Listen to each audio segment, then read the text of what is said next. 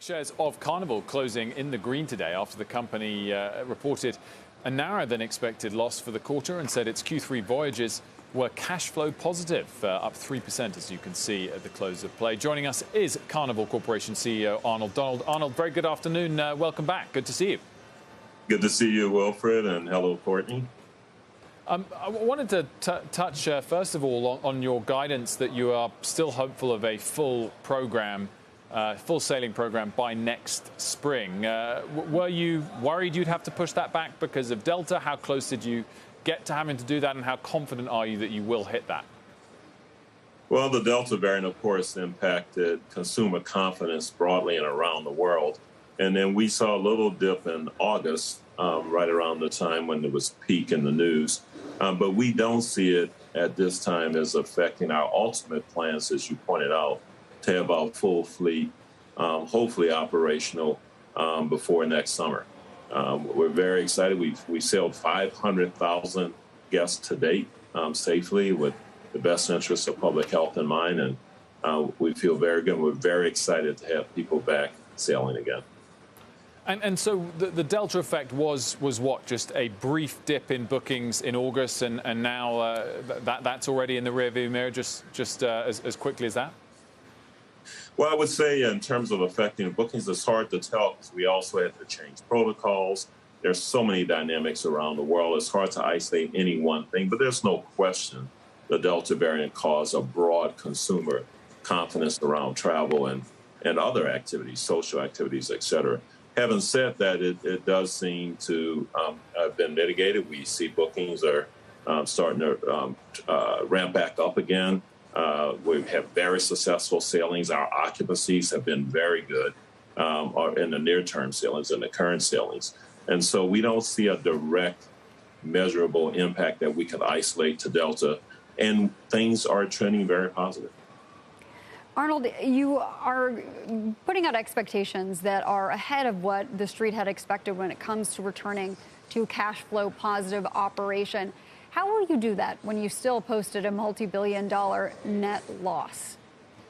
Yeah, well, we're still experiencing a loss because most of our fleet is still paused.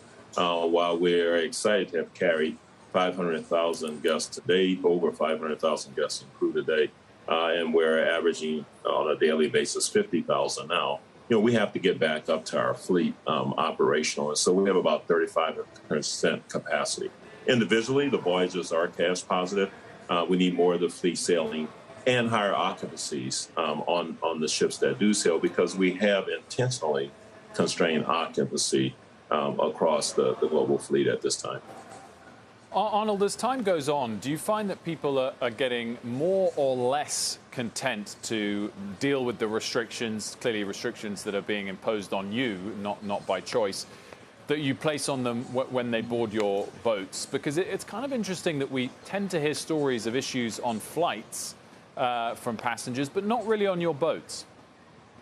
Our net promoter scores, our guest satisfaction scores have never been higher. We're seeing unprecedented guest satisfaction scores.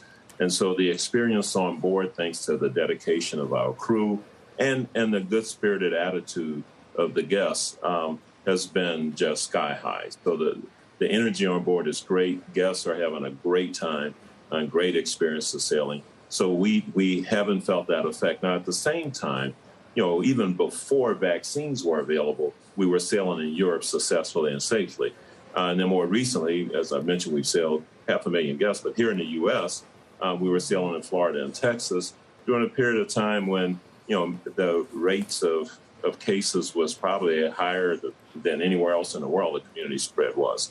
But we were able to do that safely there, too. So we're hopeful that not only the CDC, but other bodies around the world will allow us to sail, freely as we continue to stay focused on safety and the best interest of public health, as we always have. Arnold, I am curious about the composition of the passengers that are sailing. Would you say that you're seeing more repeat customers as opposed to new cruisers? And why are they spending more on board this summer than they did pre-COVID? Courtney, first of all, we do see a lot of new to brand and new cruisers on board, even now at the beginning here. But of course, we were counting on our base of previous cruise goers who understand cruise and understand how safe it is to be first on board. But we have experienced a good proportion of new cruisers already.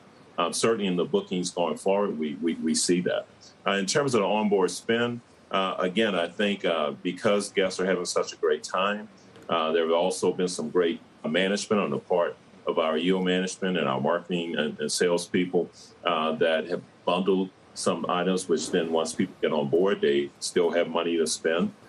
So there's just a positive energy, and onboard revenues are up. We've seen significant increases across the fleet.